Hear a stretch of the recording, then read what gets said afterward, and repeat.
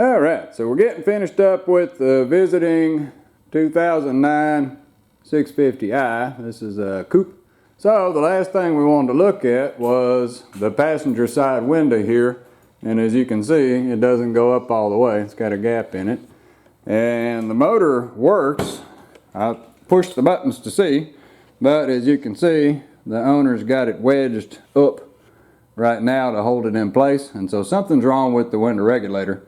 We're going to have to take this inner panel off, which isn't too bad. We'll show how to do that, and then we'll see if we can diagnose what's the matter with this window regulator and see if we need to buy a new regulator or if the gears are stripped out or what's going on. So let's get set up and we'll take this cover off.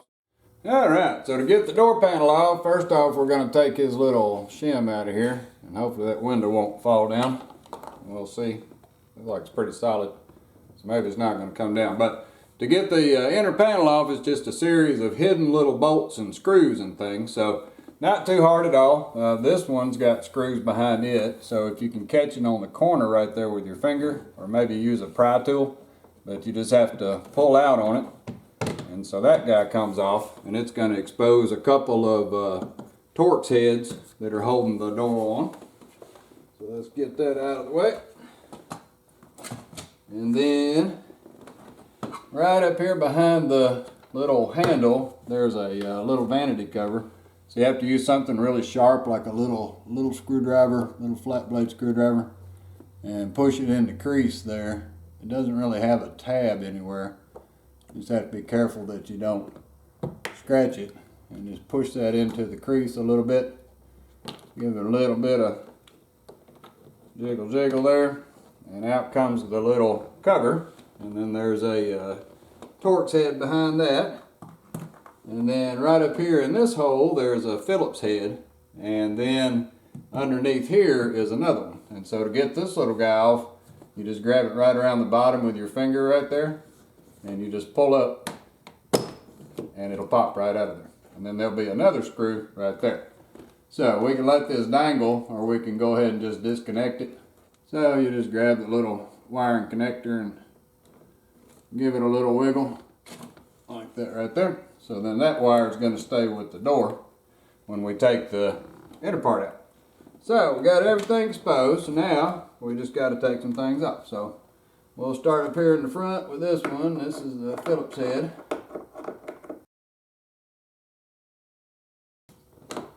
And there's the Phillips head screw. Save that. Now we've got to switch over to the Torx. So let's get the right size Torx bit. Let's take that guy loose right there. And then we've got two down here.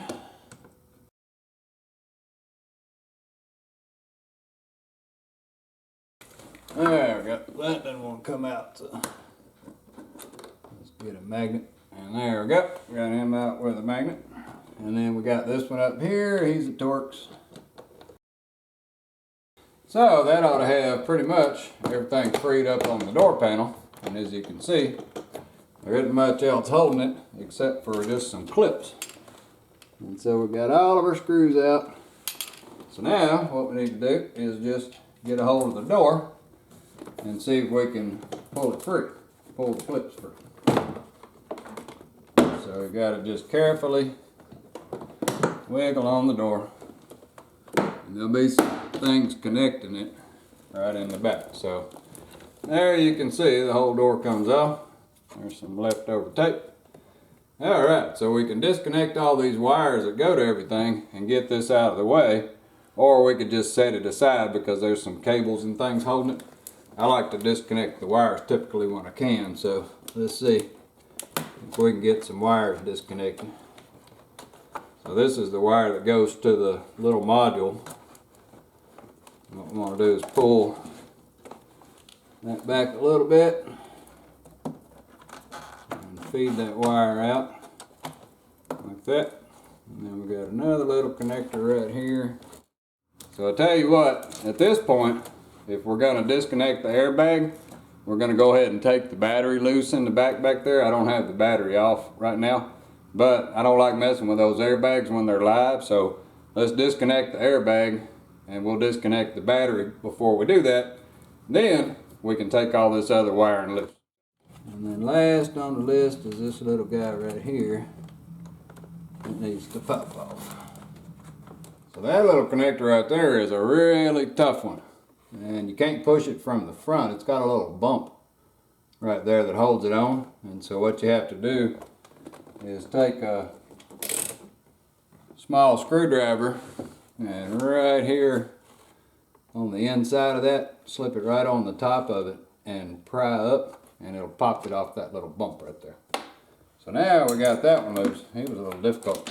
So that's got all of our wiring loose. The only thing we got left holding is the cable that goes to the door lock. So now we can set this out of the way right there and have a look-see at what's going on in the inside. Alright, so the only thing that stands between us and that regulator is this little sound barrier. And so it's just held on with sticky black stuff. And so all you got to do is peel that sticky black stuff back.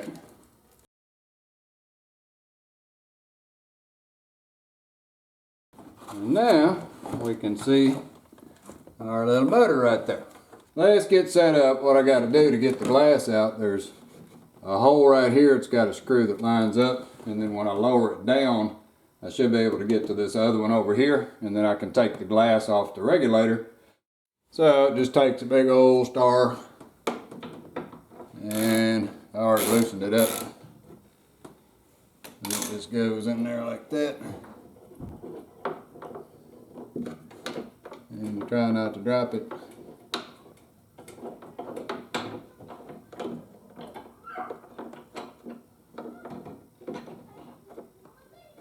And there is the one bolt. So now, what I got to do is put the bolt in here. Now this side is free.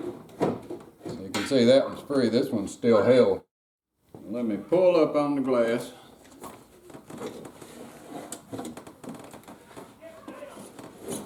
Yep. So that's how it comes out. Is it just slides into that little connector over on that side. Now we just gotta figure out how to get the glass out of the window sill without tearing stuff up. Let me just go ahead and pull this seal loose. Give me a little bit of room, and then I can bring that glass right up there. So what I was having to clear were those tab connectors right there. And you can see it just slides in this little groove. And so we'll have to hit that when we reinstall it. We'll have to put that in the regulator. So let's set this somewhere safe so we don't break the glass. So our glass is out. So now what we need to do is disconnect the regulator. And so it's got some screws under the bottom. There's a little cover right here. Takes the nuts out. And then there's one right up here that's already missing. That one's already fallen out. And one up here, and one in the bottom. And then we ought to be able to pop this thing loose. So let's get all that disconnected. And that's got our door freed up. We'll set him aside. So now, what we've got to do is get this big old regulator out of this hole right here. So this is where things get interesting. I'm going to lay these up here, get them out of my way. Let's start by disconnecting it. And so it's got a squeezy that you have to squeeze and pull down on. That gets rid of our electrical for the regulator. Tuck him down here. And now we just got to take some bolts loose and we'll be able to pull this thing out. So they look like 10 millimeters. So let's get us a 10 millimeter and see if we can't pop this regulator out. See what's going on. Alright, so we'll start on the bottom. So right down here is a little access door. Get us a socket. There's actually supposed to be two down there. There's two of them down there. One of them's already gone. Looks like this door has been apart before. This one, there's normally one in that hole right there, and it's gone. So So that takes care of that side of the regulator. You'd have to take that screw out. And then over on this side we got one.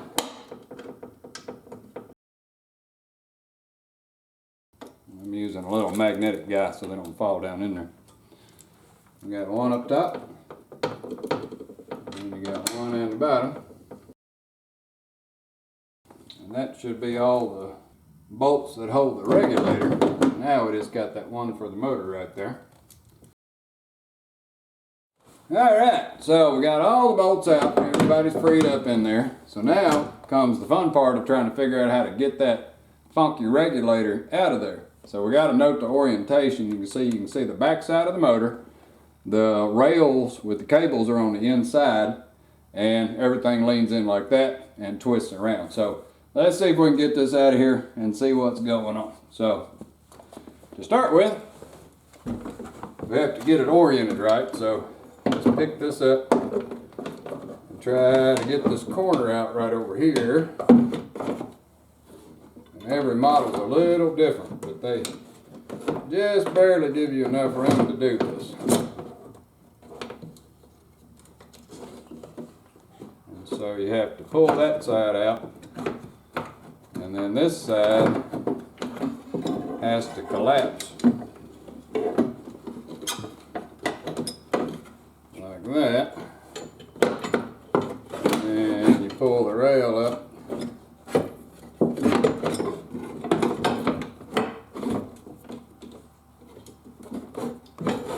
And after all that work, out comes the regulator. So we can see right now we got problems because our cable is broken and loose. This is all broken off. So we definitely have an issue with the regulator. Hopefully the motor's still good and we'll be able to salvage it. But that looks like that's our biggest problem, is that our cables are broken on a regulator. So let's take this over to the bench and see what's going on with this regulator. Alright, so with the window regulator out on the bench, we can see most all of that still looks pretty good. This is what we were looking at that was bent. So something's gone on there. But what went wrong is right up here. You can see in the video that it's supposed to look like this one down here. It's got the little plastic thing that holds it into the metal frame, and then the cable goes on around the roller.